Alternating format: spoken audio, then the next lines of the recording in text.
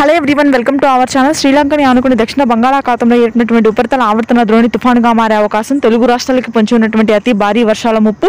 వివరాల్లోకి వెళ్దాం. ఏ జిల్లాలో వర్షాలు పడతాయి, వాతావరణ పరిస్థితి ఏంటి తెలుసుకునే ముందు మీరు ఇంకా మన ఛానల్ కనుక సబ్స్క్రైబ్ చేయనట్లయితే వెంటనే సబ్స్క్రైబ్ చేసి పక్కన ఉన్న బెల్ ఐకాన్ కూడా క్లిక్ చేసేయండి. ఇక లేట్ చేయకుండా వివరాల్లోకి కనుక వెళ్ళినట్లయితే, బంగాళాఖాతంలో ఏర్పడినటువంటి ఉపరితల ఆవర్తన ద్రోణి అనేది రాయలసీమ జిల్లాలకు విస్తరించే అవకాశం ఉంది.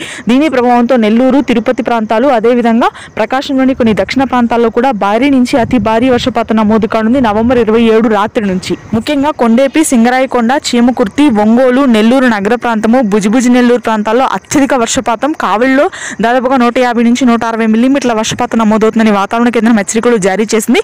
ఇకపోతే రాయలసీమలోని చిత్తూరు, కర్నూలు, కడప ప్రాంతాల్లో కూడా ఈ అల్పపీడన ప్రభావం అత్యధికంగా ఉండనుంది. పీలేరు, పలమనేరు, నంద్యాల, కదిరి, బద్వేల్, రాయచోటి, పులివెందుల, జమ్మలమడుగు, ఇడుపులపాయ, వేంపల్లి ప్రాంతాల్లో రెడ్ అలర్ట్ ని జారీ చేయడం జరిగింది. మధ్యాంధ్ర జిల్లాల వరకు కూడా ఈ ఉపరితల ఆవర్తన ద్రోణి నవంబర్ 29 నాటికి విస్తరించే అవకాశం ఉంది. గుంటూరు, కృష్ణా, కోనసీమ ప్రాంతాల్లో కూడా కోస్తా తీర ప్రాంతాల వెంబడి భారీ నుంచి అతి భారీ వర్షపాతం నమోదవుతుంది. గాలుల సంగమం అత్యధికంగా కోస్తా తీర ప్రాంతాల మీద ఉండడంతో ఈ వర్షాలు నమోదు కానున్నాయి. శ్రీకాకుళం, విజయనగరం, విశాఖపట్నం ప్రాంతాల్లో చలి తీవ్రత పెరుగుతుంది. తెలంగాణ వ్యాప్తంగా చలి పెరిగే అవకాశం ఉంది. వర్షాలు తక్కువగా ఉంటాయి. ఇది ప్రస్తుతానికి వెదర్ అప్డేట్. Thank you.